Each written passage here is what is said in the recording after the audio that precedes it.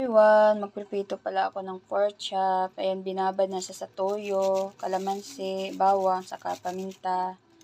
Saka ngayon, isasawsaw ko naman siya dito sa itlog. Sunod sa harina na may cornstarch.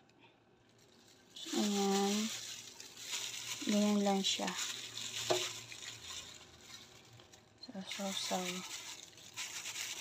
Ayan na siya. Ayan.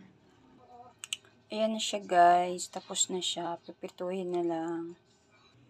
So, ayan. Mainit na yung ating mantika.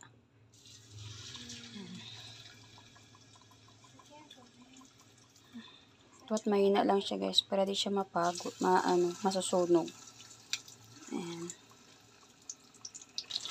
Ayan na siya guys. Ayan. Ayan na siya guys. Ito na siya.